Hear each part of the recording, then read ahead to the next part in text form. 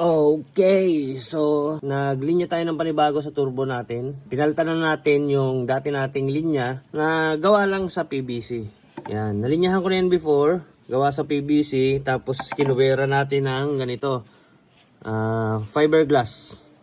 Fiberglass, mixture ng fiberglass at saka ng carbon fiber yan.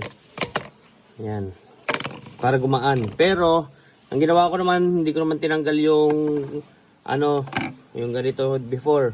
Tapos, ang pangit ng itsura, kaya papalitan na natin ng aluminum. Pero, magagawa tayo ng panibagong ganyan nang meron na siyang blow-off valve. Yung before kasi, linya lang papunta dun sa ating karburador. Tapos, kinakapos siya ng gasolina.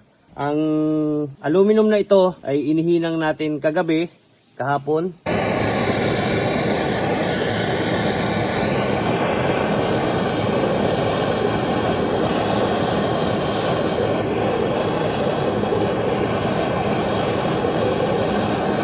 So, ang binili natin dyan na panghinang ay ganito. Ito lang. Yan, itong ganito lang. Tapos, yan. At saka ito, yung nabibili sa Shopee. Ito yung nabibili sa Shopee na tuwan-tuwa naman akong napanood na kaunting ganun lang ay hinang na agad. Hindi pala ganun kadali. Walang kwenta. Natutunaw lang siya. So, tingnan nyo mabuti yung video.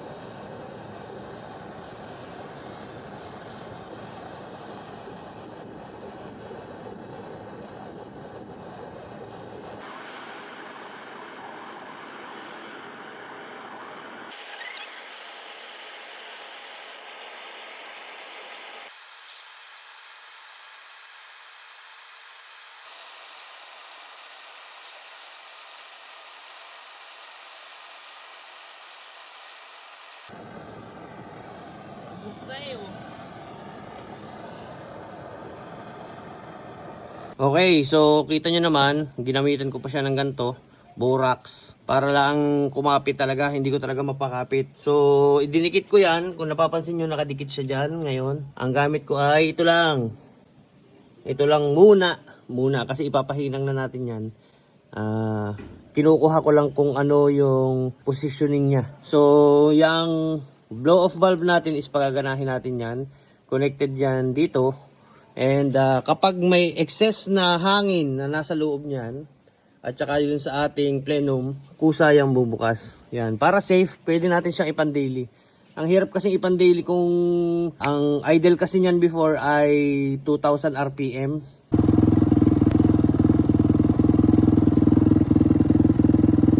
Idle lang yun ha, idle. Pag medyo binabaan mo pa, bababa yung kanyang piston, mamamatay, wala na siyang minor. So sa minor pa lang, 2,000 RPM na. Baka nga lampas pa kasi wala tayong gauge dyan eh. Pero pakinig mo naman yun, alam mo namang mataas yung kanyang minor. Eh ang hirap, sa mahal ng gasolina ngayon, dapat tayo nagtitipid, di ba? So ngayon, para hindi siya kapusin ng gasolina, may binili pa akong isa sa kanya. Fuel pump yun. So ito yung ating fuel pump na binili. So yung gasolina niyan, dito connected. Yung outlet niya papunta doon sa ating karburador.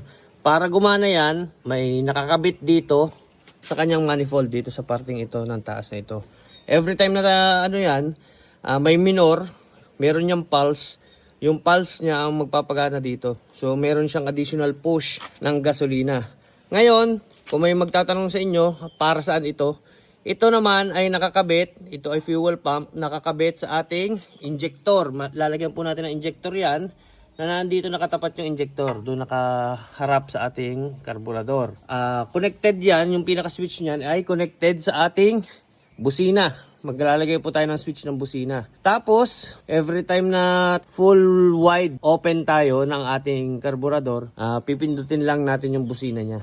Pero hindi busina talaga yon. Connected siya dyan sa injector. Since meron tayong additional na hangin, kailangan natin ng additional na gasolina. Yun ang gagawin natin. Ngayon, kulang tayo sa intercooler turbo. Ang magsisilbing intercooler natin ay itong ating methanol. Yan, lalagyan natin yan ng methanol injection. Ito yung tangke niya for methanol. Ayan. Connected naman siya. Dito natin siya ikakabit sa mismong turbo natin. Para yung methanol na yon ay siya yung magpapalamig ng turbo, siya rin yung magpapalamig ng hangin papasok sa ating makina. Halimbawa, nag-spray ka dito ng water metal, nag-spray ka ng mixture niya dito. Dito pa lang sa turbo, palalamigin na niya ang turbo. So itong kabilang part, madadama yan, lalamig din yan. Dito pa lang, sa part na yan, malamig na yan. Lalamig yan, aakyat doon, malamig na hangin. Kung kukulangin pa rin siya, meron tayong manual na pinipindot ng injector. Lalagyan natin yung injector dito. Kumbaga, carburetor siya, pero meron siyang injector dito. Baguhin na natin tong linya na to. Ang gagawin natin dyan ay ifufull na natin yan na aluminum para medyo aesthetic naman ng kaunti, maganda-gandang tingnan. Tapos kapag buong buo na siya, kalas ulit at papagandahin natin. Wala pa yan, bare metal pa lang yan. Wala pang kulay, wala pang kahit na ano. Hindi pa natin pwedeng ipang diinan. Sa takbo pa lang siya.